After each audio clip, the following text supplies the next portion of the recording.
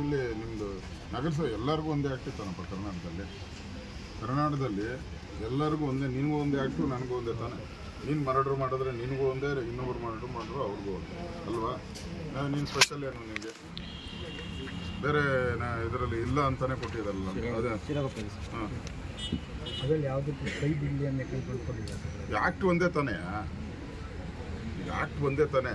ನನ್ನ ಇತಿಹಾಸದಲ್ಲಿ ನಾನು 5 ಸರಿ ಮಂತ್ರಿನೇ, ಒಂದು ಸರಿ ನಾಮಿನೇಟ್ ಇದ್ರೆ ನಾವೇ ಮಾಡ್ಬಿಡ್ಯಾರಲ್ಲ. ಅವಾಗ ದೇಶದಲ್ಲಿ ಎಲ್ಲೂ ಇಲ್ದಿದ್ದು ನೀನು ಸ್ಪೆಷಲ್ಲಾಗ ಕರ್ನಾಟಕ ಆ್ಯಕ್ಟಲ್ಲಿ ತಾನೆ ಇದ್ದಿದ್ರೆ ಬಿಡೋರ ಇಷ್ಟು ಜನ. ನೀನು ಎಲ್ಲಿ ಓದಿದ್ದು? ಎಷ್ಟು ನಿಂದು ಎಜುಕೇಷನ್? BA. ನೀನು MA ಓದಿರೋರು, MSc ಓದಿರೋರೆಲ್ಲ ತಹಸೀಲ್ದಾರ್ಗಳಾಗವ್ರೆ, ಆಗವ್ರ ಇಲ್ಲ? ಮತ್ತು ಅವ್ರಿಗಿಲ್ದಿದ್ದು ಬುದ್ಧಿ ನಿನ್ಗೆಲ್ಲಿಂದ ಬರ್ತದೆ? ಬುದ್ಧಿ ಮಾಡಿದ್ರೆ ನೀನು ಅನುಭವಿಸ್ತೀಯ ಅಷ್ಟೇ. ನೀನೇನೋ ಇವಾಗ ಯಾವನ ಹೇಳ್ದ ಅಂತ ಮಾಡಿಬಿಟ್ರೆ ನಾಳೆ ನಿನ್ನ ಜೀವನ ಹಾಳಾಗೋಗ್ತದೆ. ಹೇಳಿದ್ದೀನಿ, ನಿನ್ನ ಲೈಫ್ ಎಷ್ಟು ವರ್ಷ ಸರ್ವಿಸ್ ಐತೆ? ಹಾಂ, ಅದಕ್ಕೆ ನೀನು ಅದೇ ಚಾಳಿ ಪಡೆದಿದೆ. ಹೆಂಗೋ 2 ವರ್ಷ ಐತೆ ಅಂತ ಹೇಳ್ಬಿಟ್ಟು ಎಲ್ಲೋದ್ರೂ ಬಿಡಲ್ಲ ನೀನು, ಹೇಳಿದ್ದೀನಿ.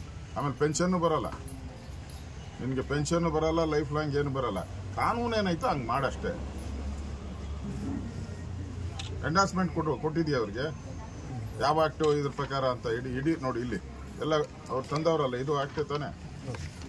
ಹಾಂ, ಬೆಂಗಳೂರು ಕಾರ್ಪೊರೇಷನ್ ಇಲ್ಲ, ಯಾವ ಪುರಸಭೆಯಲ್ಲೂ ಇಲ್ಲ, ಯಾವ ನಗರಸಭೆಯಲ್ಲೂ ಇಲ್ಲ.